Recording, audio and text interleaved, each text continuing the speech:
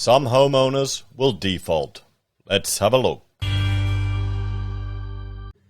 Hello everyone, Florian.heise here, and welcome to another episode of HeiseSays. There are a few articles I want to discuss today about people getting trapped in mortgage prisons, essentially, where properties are falling so much they're not able to move around, and another one about potentially a global recession. But there is, well, an article from the Financial Stability Review, or at least a portion of it, that I think we need to go through.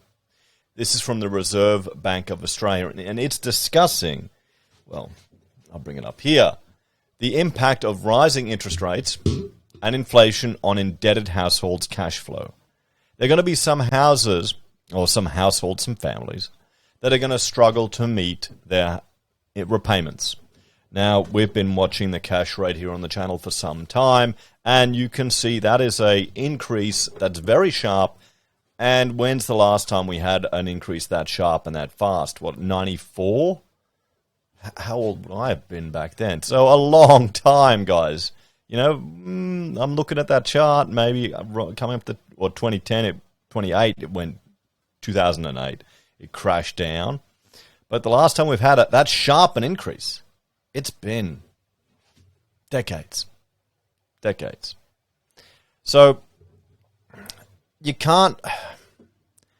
I don't blame people for just who believe the headlines, who listen to the news, and who trusted our Reserve Bank governor that rates wouldn't go up till 2024. I based my argument that they would go up purely on historical precedent. It's a big part of architecture. And if just looking at this as one example, going, well, I've got very little faith in what they're arguing for. And that's one of the reasons why I locked in at a low rate. I didn't think it would go negative, because they've said it won't go negative because interest rates going negative in Europe haven't worked. They're not effective. They actually have the opposite effect of what they want to do. And then looking at that, and then looking at precedent, yeah.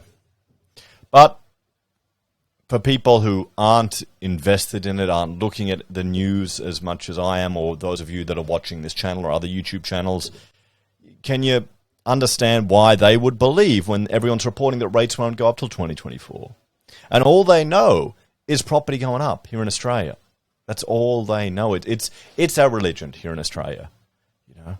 Next, if you disparage property on the AFL, oh shit, you'll lose your job real quick, real bloody quick, faster than anything, not even a day. But my point is, we have to look at this. Because there are going to be some people that are going to struggle, that maybe have extended themselves too far. We looked at an article the other day, and this one was just, I don't know. They're apparently selling because they don't want to make sacrifices to keep the home. You know, they want to still be able to eat out and go on holidays and all of that stuff. And I was talking to Rachel about that. She thinks it's just a cope. It's bullshit. She thinks they can't afford it, and they're just doing that to justify selling it or to get some attention in the media to get more inquiries into their property. And if it works, it works. Good on them. Play all the cards you're dealt. Use every opportunity you can. What do you think?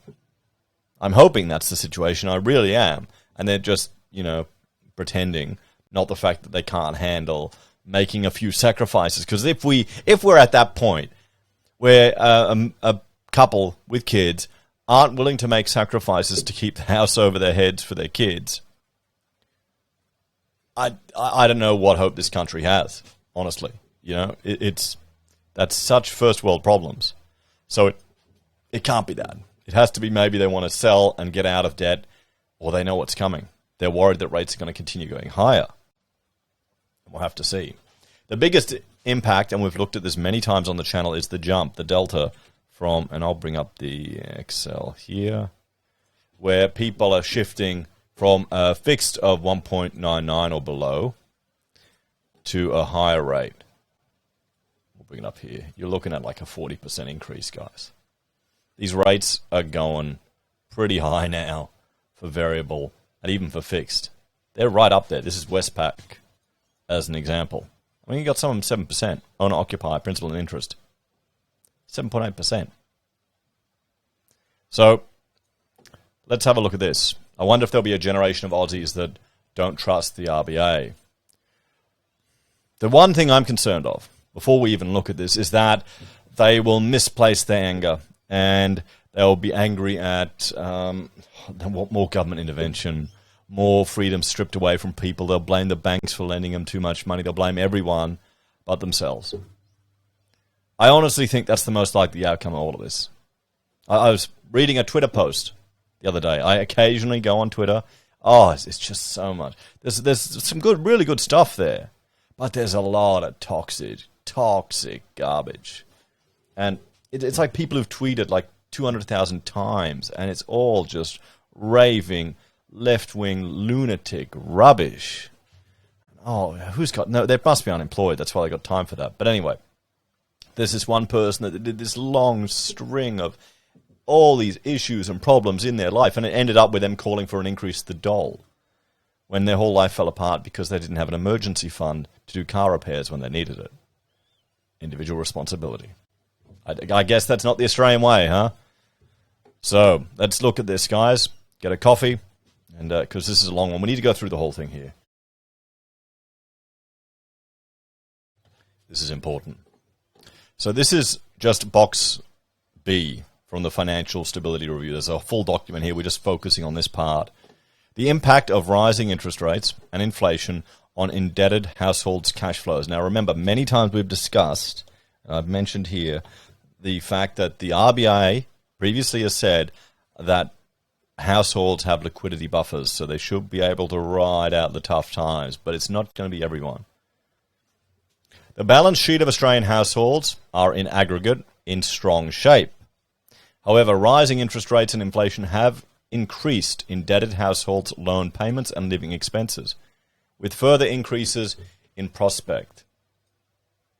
In recent months, most indebted households have experienced a decline in spare cash flows, which is the income they have available to spend or save after meeting their loan payments and essential living expenses.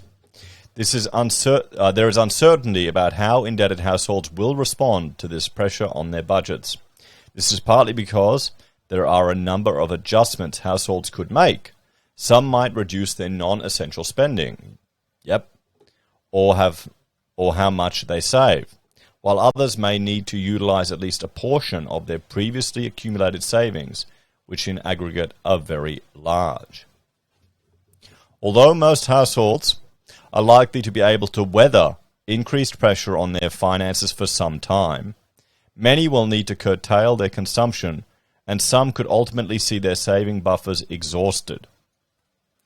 If these households have limited ability to make other adjustments to their financial situation, e.g. by increasing their hours worked, and pressure on their finances continued, they could fall into arrears on their loan obligations.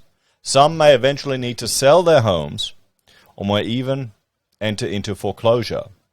Based on the Reserve Bank's central scenario for employment and income growth, the share of households at high risk of falling into arrears is expected to remain low over the coming years, limiting direct risks for the stability of the financial system as a whole. However, with risks increasing for some vulnerable indebted households, the bank will continue to closely monitor timely leading indicators of financial stress. So they're saying some people will get into trouble, will be forced to sell, but it's going to remain low. And the number of people going into arrears has been, below average for the last couple of years at least. And remember, they just changed all the rules before they gave people mortgage holidays. And we were going through articles about professional couples that were depending on those mortgage holidays to get by.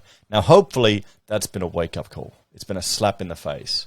And I think it would be for a lot of people. Just like the whole working from home, or the fact that they were forced not to go to work and actually maybe spend some time with their family and realize, you know what, I don't want to put up with this shit. I want to live a nice life. I was talking to a PM the other day, just explaining how much extra time I have now that I work from home, and even homeschooling. We don't have the school pick up and drop off anymore. And you'd be shocked at how much time that adds up, and you've got to use it sensibly for other things. like ranting on YouTube. Given market expectations for future interest rate increases and the outlook for inflation and income growth, illustrative scenarios and sensitivity analysis can be used to gauge the potential impact of rising interest rates and inflation on households' spare cash flows. This box, and that's the document we're reading, it's like a box inside the full thing. Don't ask me why. I think it's in a box in the PDF. This box focuses on households with owner-occupier variable rate loans. These borrowers collectively account for 2/5 of outstanding household credit. Much of their savings, in flow and stock terms, takes the form of mortgage prepayments and is therefore visible in the available data, in contrast to fixed-rate borrowers and investors. While the analysis that follows is subject to considerable uncertainty related to both the economic outlook and borrowers' responses to it, it suggests that just over half of these borrowers would see their spare cash flows decline by more than 20% over the next couple of years, including around 15% whose spare cash flow would turn negative. So 15% of the, 2/5. So 15% of 40%. Okay, hang on. How do I figure that out? 0.4 times 0. Come on. That's 15% of the 40%.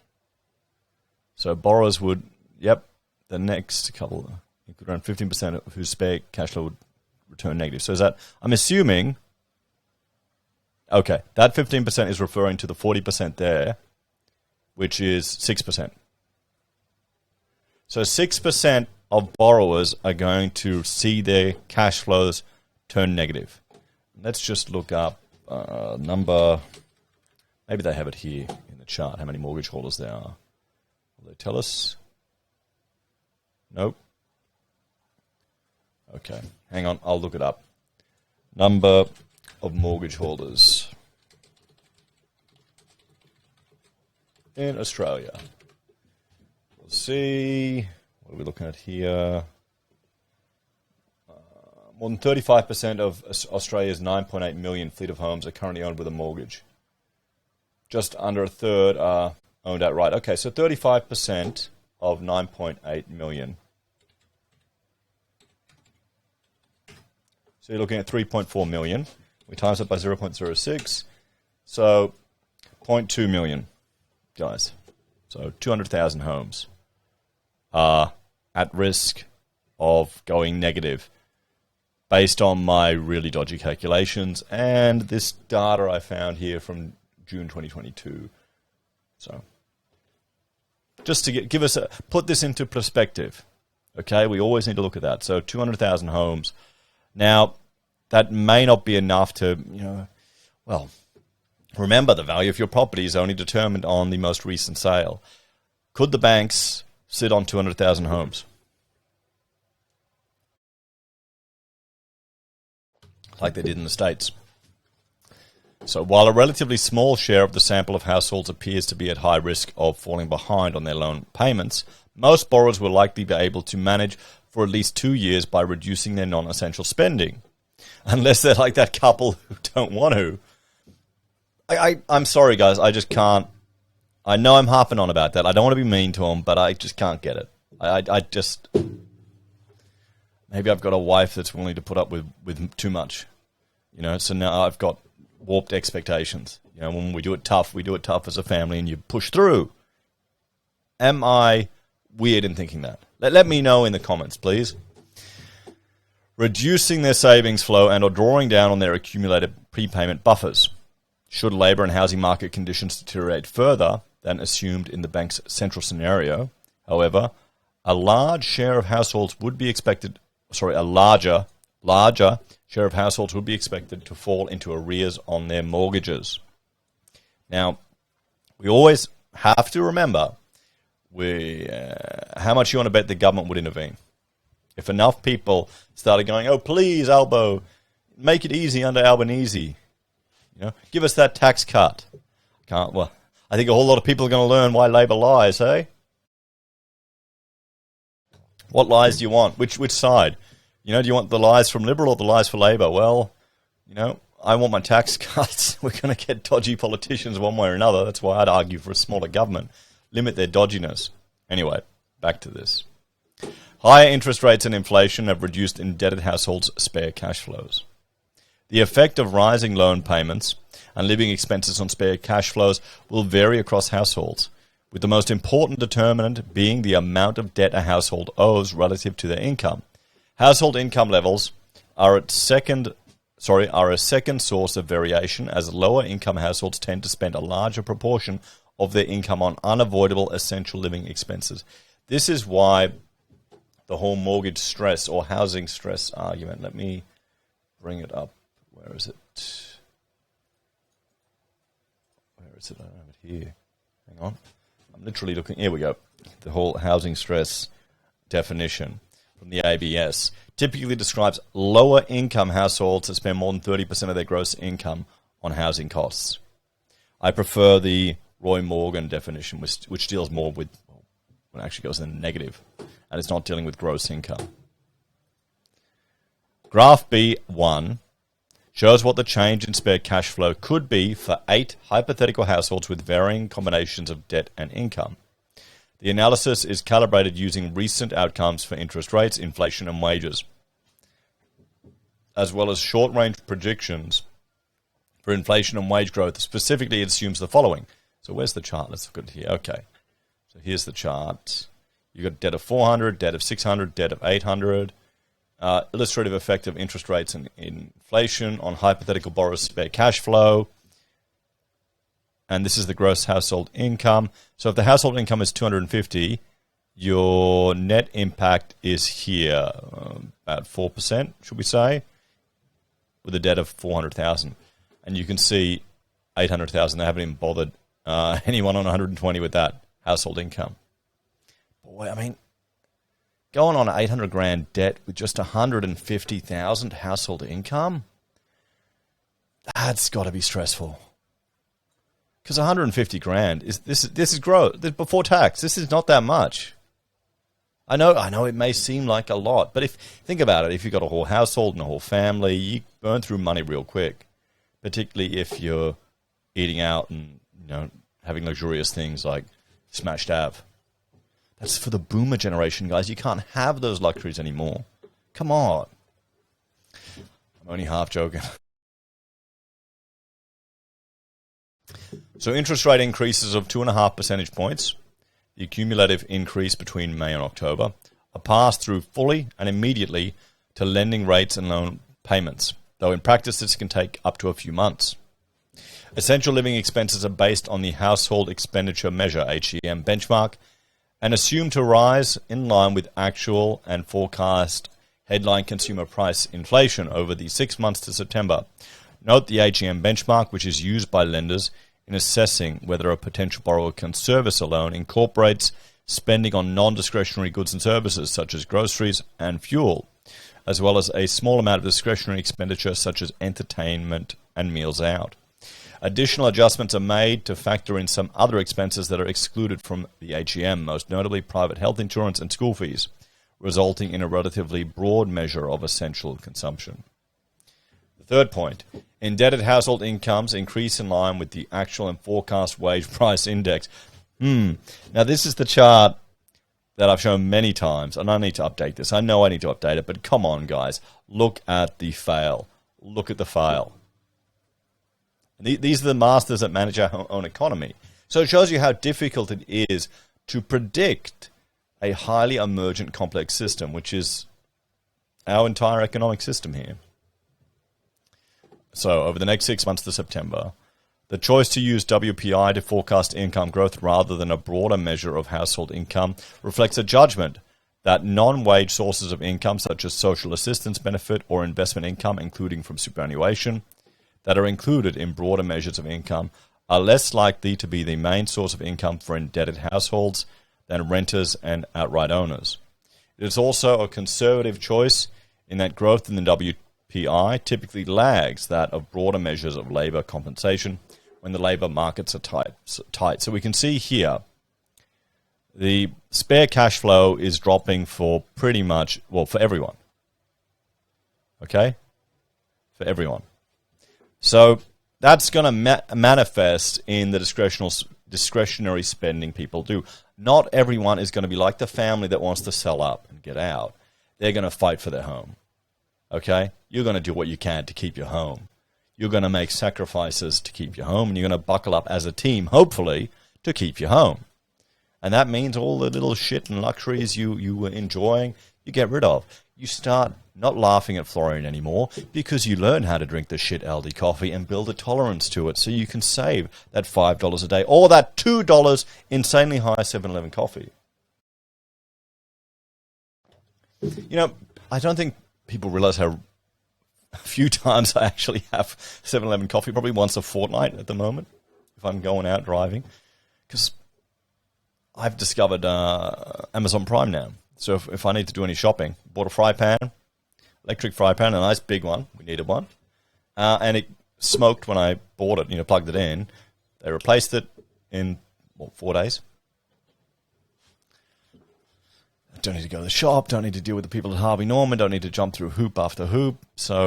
And I don't need to use that as an excuse to get my 7-Eleven coffee. So it saves me $2. Anyway, I'm going off topic again.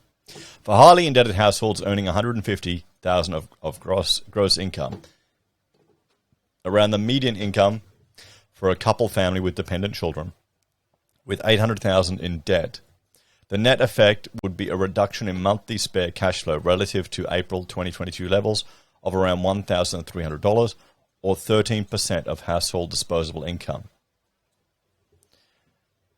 Oh, I mean, just that much debt with that income, with only 150 grand as a household, that's got to be stressful. And what you're going to have to do is you need to find ways to save money, to stretch this 150 more. Around 80% of the overall reduction in spare cash flows for this hypothetical household will be due to the impact of rising interest rates on their mortgage payments. See, this is a family. This is a family that'll get screwed over by Labor's tax cuts.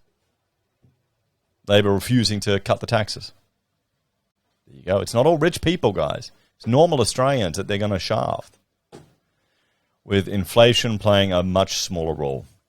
For a household with the same income but $600,000 in debt, around the average loan size for owner-occupiers, the net decline in spare cash flow would be 10% of disposable income.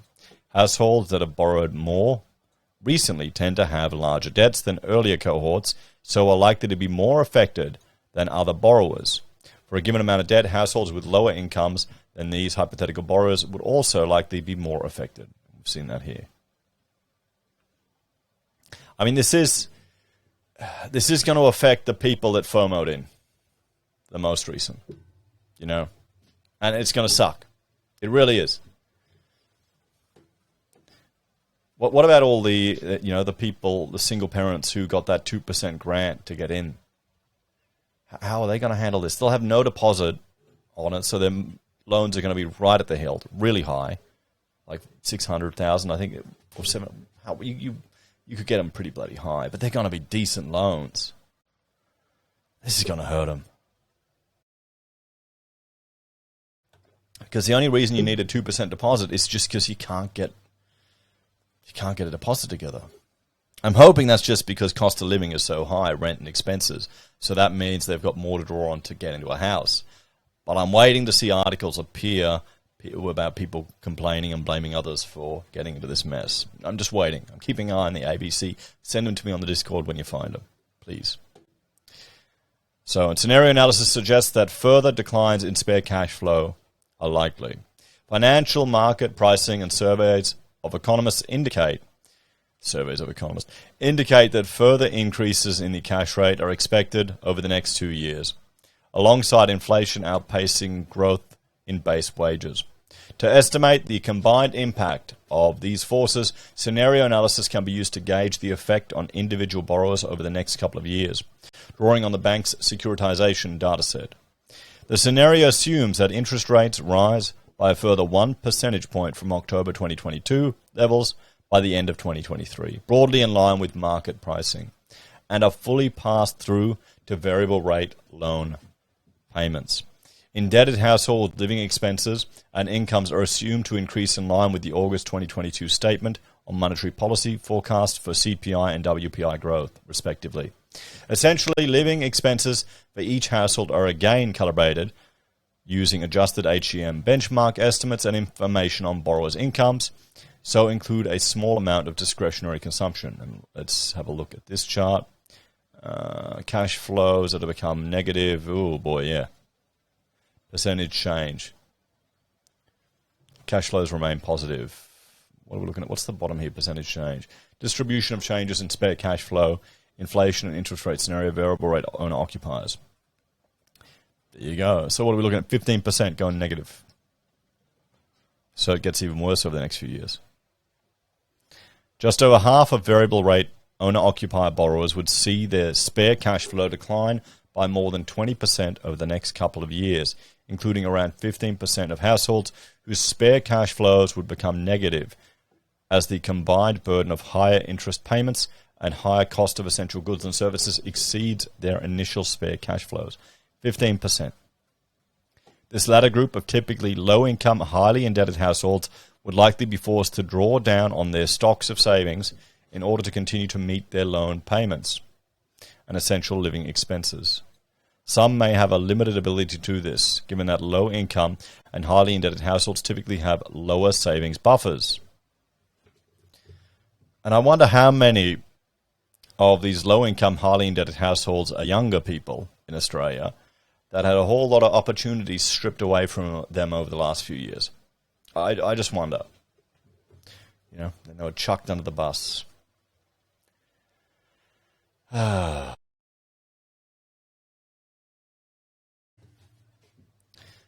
40% of variable rate owner-occupier borrowers would face a more moderate decrease in their monthly spare cash flows of less than 20% from their mid-2022 levels, but would be able to accommodate this through reduced non-essential consumption and or savings flows.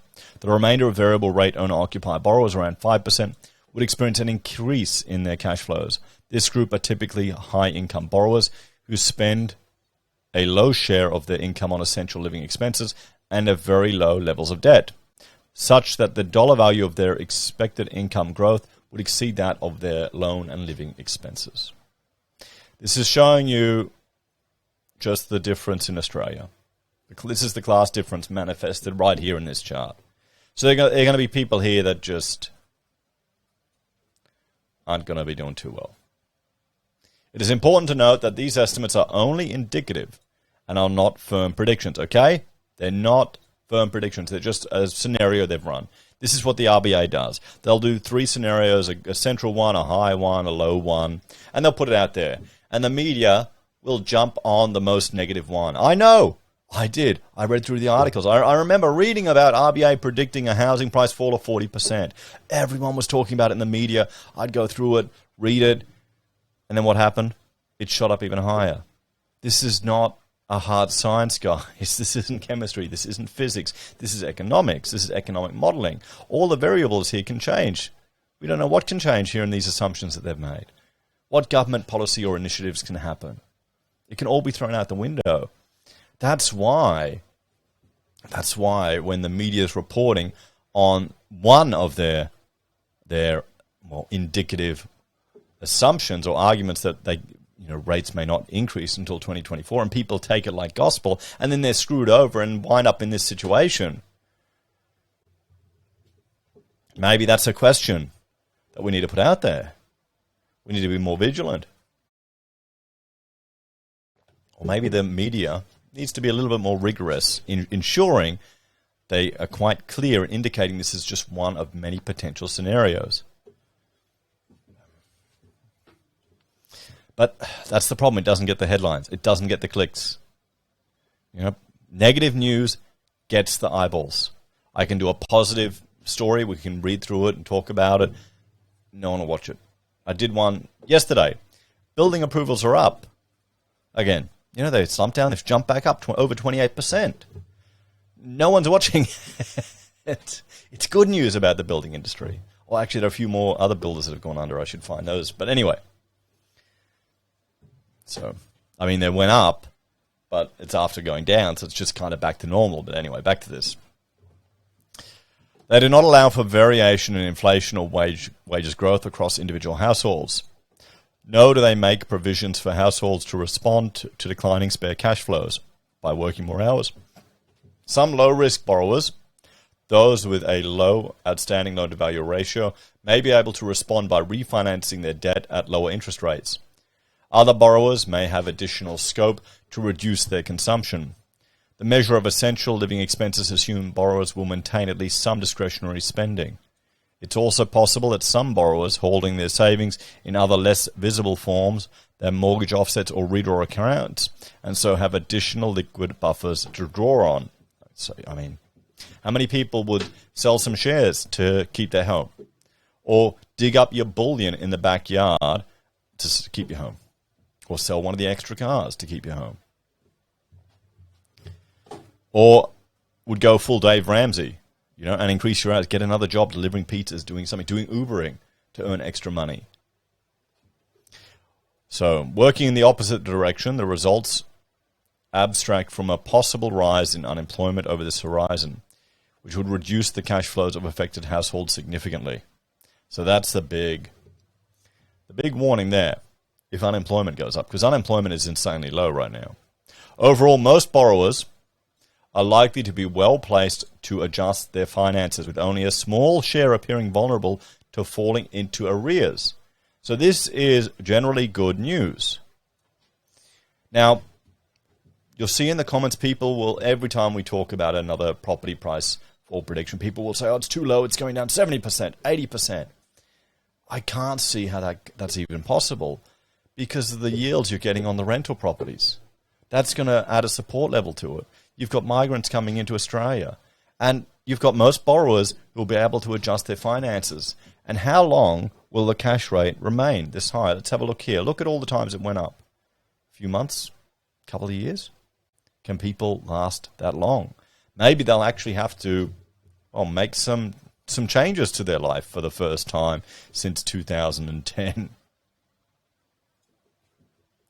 So, the declines in spare cash flow implied by this exercise would place some pressure on household budgets. However, there is uncertainty around how households would respond. In particular, it is not clear to what extent households would choose to prioritize maintaining their current non-essential consumption over adjusting their savings behavior. Yeah, that's why I don't understand that family who is selling up. That has to be bullshit, doesn't it? It has to be. Changes in household wealth are likely to have a bearing on this decision. Oh yeah, it's going to impact your decisions.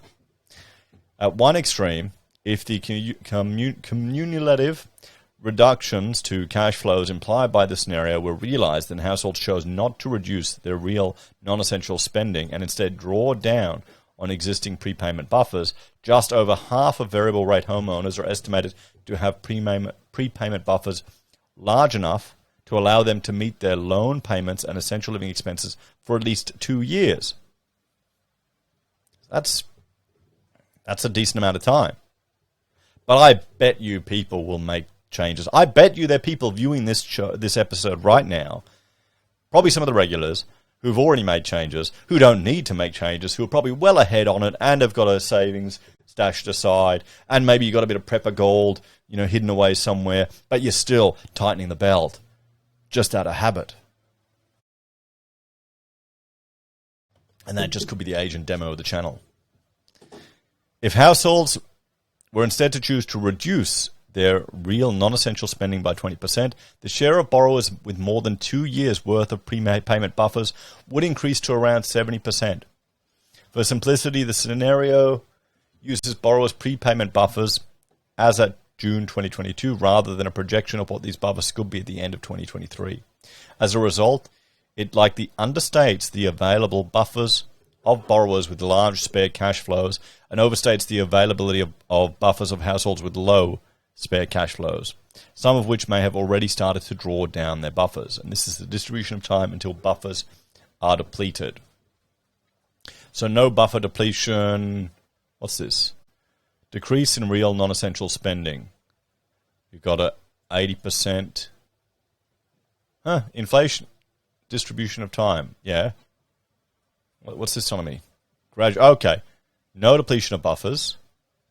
Depletion buffers very gradually within greater than 2 years, 6 months to 2 years, and depleted in 6 months. Okay. Oh, there you go. At the other extreme, some households may choose to cut their non-essential spending quite sharply. I think that's known as the Dave Ramsey crowd, either to retain their savings buffers or because they need to in order to meet loan payments. In this scenario, the vast majority of variable rate owner-occupier borrowers would not need to deplete their buffers much at all. However, there remains around 8% of variable rate owner-occupier borrowers who would fully exhaust their prepayment buffers within 6 months. Even if they were to cut their real non-essential spending by a relatively extreme 80%, around 40% of these borrowers are in the lowest quartile of the income distribution, and so are already more vulnerable to falling behind on their loan payments. In practice, many borrowers in this position may attempt to make other adjustments, such as supplementing their income or adjusting their current spending patterns in anticipation of future increases to their expenses. Yes, that's what you've got to do. We will get the sob stories, guys. I'm waiting for them. We've already started to see them. They're already appearing. But I think most people will be sensible. Overall, most owner-occupiers with variable rate loans appear well-placed to adjust to rising expenses over the next couple of years through a combination of reducing non-essential spending, lowering saving rates, or by gradually drawing down, in some cases very large, prepayment buffers. It is also possible that some households have other liquid financial assets on which they could draw to support their consumption and loan payment obligations, though this possibility is precluded from the analysis due to data limitations. Higher interest rates and inflation will slow aggregate household consumption and the pace of economic growth more broadly, but the direct financial stability risks posed by vulnerable borrowers appears modest. A large increase in unemployment combined with a historically large decline in housing prices would pose a more material risk to loan arrears and defaults and therefore financial stability. So that's the real worry here. A large increase in unemployment combined with a historically large decline in housing prices would pose a more material risk to loan arrears and defaults. So unemployment is still very low, and we are getting housing price declines, but our supply, our ability to build new houses is dropping because builders are going bust, and we've seen that, and demand is going up due to increased demand through returns of tourists, international students, and migrants. And you've also got rental yields are still healthier, and that'll add a support level. And even the construction cost of new homes is going up because of legislative changes. So all of these things combined are support mechanisms for the market. But that doesn't mean it's going to not go down to maybe even COVID prices or pre-COVID prices, because it just went stupid. So we'll let you go through the end notes on your own. So guys, there we have it. Let's have a bit of a talk about this one. So what do you think? Some homeowners will default, maybe up to 15% are at risk.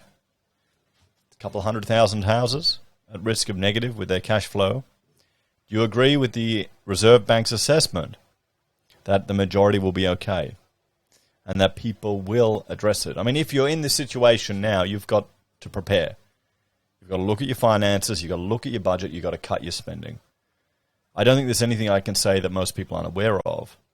I mean, I would look at the snowball technique for paying down your debt. Get out of debt as fast as you can. Pay the smallest ones first to get the psychological benefit and just keep going. And you have to find ways to increase your income.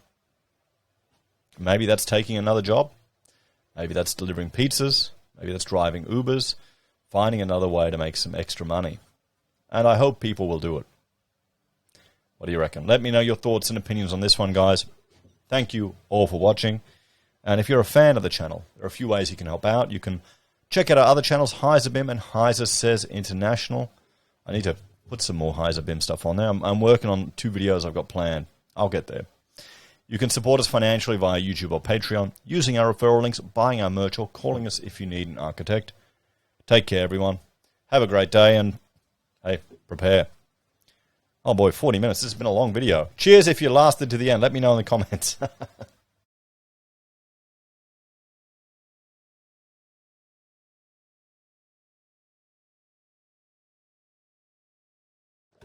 I need to get another coffee. I've run out.